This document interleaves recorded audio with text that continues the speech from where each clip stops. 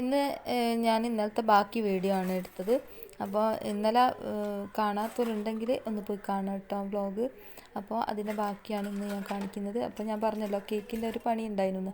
അപ്പോൾ അതിൻ്റെ സ്പഞ്ച് ചെയ്യാൻ വേണ്ടിയിട്ട് സാധനങ്ങളൊക്കെ എടുത്ത് വെച്ചതാണ്.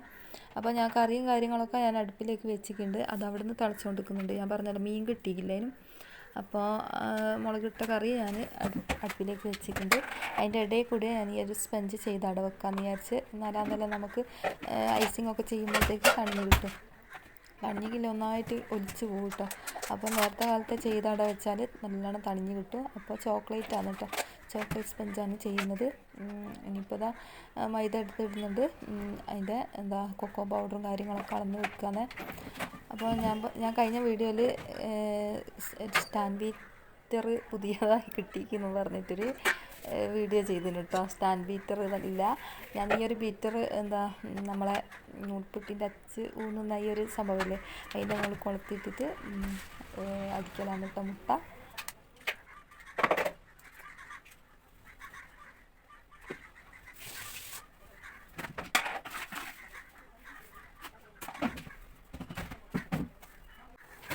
സ്റ്റാൻഡ് ബീറ്റർ എന്ന് പറയാൻ ഇതേപോലെ വെക്കലാണ് കേട്ടോ. ഞാൻ നമ്മളെ നൂൽപുട്ട് ഊന്നുന്ന ഒരു അച്ച് വെക്കുന്ന സംഭവമാണ് കേട്ടോ. ശരിക്കും എനിക്കത് നല്ലൊരു ഭയങ്കര ഉപകാരമുള്ളൊരു കാര്യമായിട്ട് തോന്നി കേട്ടോ. ഞാൻ ഇത് ഒരു സെറ്റപ്പാക്കി എടുത്തതാണ്. അപ്പോൾ അടിയിലിങ്ങനെ ഒരു ഡബ്ബ വെച്ചിട്ട് അതിൻ്റെ മേലെ പാത്രം വെച്ചിട്ട് അതിൻ്റെ മേലേക്ക് വെച്ച് കൊടുത്തതാണ് കേട്ടോ. അപ്പോൾ ഒരാളിങ്ങനെ പിടിച്ചിട്ട് ബീറ്റ് ചെയ്യുന്ന അതേ ഇത് തന്നെയാണ് കേട്ടോ ശരിക്കും. അപ്പോൾ എൻ്റെ അകത്തുനിന്ന് അതങ്ങനെ ബീറ്റായി കിട്ടുകയും ചെയ്യും. അപ്പോൾ എനിക്ക് പാത്രങ്ങളൊക്കെ അവിടെ റെഡിയാക്കി വെക്കാം.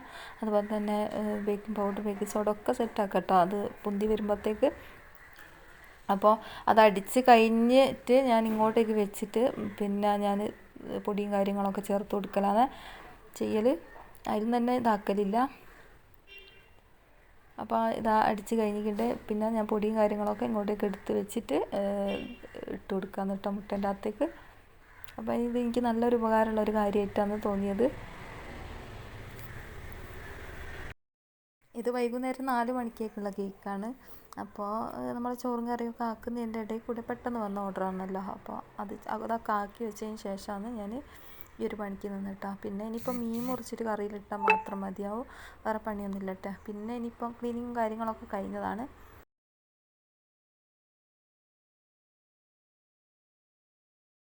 ഇനിയിപ്പോൾ ഞാൻ സ്പഞ്ചിൻ്റെ പണിയൊക്കെ കഴിഞ്ഞിട്ടുണ്ട്. നമ്മളെ മീനും കിട്ടിയിട്ടുണ്ട് കേട്ടോ. മീൻ കിട്ടിയാൽ കണലും ഒക്കെ കെട്ട് പോയിന് കേട്ടോ അടുപ്പിലെ. അപ്പോൾ കറിയെടുത്ത് ഗ്യാസുമ്മ കൊണ്ടുവച്ചിട്ട് അതിലിട്ട് വെച്ചതാണ് മീൻ. അപ്പോൾ ഇതാ നമ്മളെ സ്പഞ്ച് അടിപൊളിയായിട്ട് തന്നെ കിട്ടിയിട്ടുണ്ട്. ഇനിയിപ്പോൾ ഇത് തണിയാൻ വേണ്ടി മുറിച്ച് വെച്ചാണ് കേട്ടോ, തണിയട്ടെ. ഇപ്പോൾ ഇതാ ഞാൻ ക്രീം പുറത്ത് വെച്ച അവസ്ഥയാണ് കേട്ടോ കാണുന്നത്. നന്നായിട്ട് അടി കൂടെ വെള്ളം ഒഴിച്ച് നോക്കി. ഇനി ക്രീമൊന്ന് ബീറ്റ് ചെയ്തെടുക്കട്ടെ. ക്രീം ഞാൻ കൈ കൊണ്ട് തന്നെയാണ് കേട്ടോ ബീറ്റ് ചെയ്യൽ. അത് നമ്മൾ സ്പീഡിൽ ഇങ്ങനെ ബീറ്റ് ചെയ്താലാന്നല്ല പെട്ടെന്ന് തന്നെ ബീറ്റായി കിട്ടും. ഞാൻ അതിന്മേൽ വെക്കലില്ല.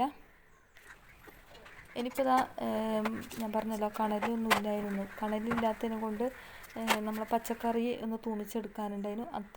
അതിനെ കൊണ്ട് ഞാൻ കടുക് പൊട്ടിച്ച് തേങ്ങ വറവാക്കിയിട്ട് നമ്മളെ പച്ചക്കറിയിലേക്ക് ഒഴിച്ച് കൊടുക്കുക. അവിയലാണ് കേട്ടോ, അവിയൽ ഉണ്ടാക്കിയതാണ്.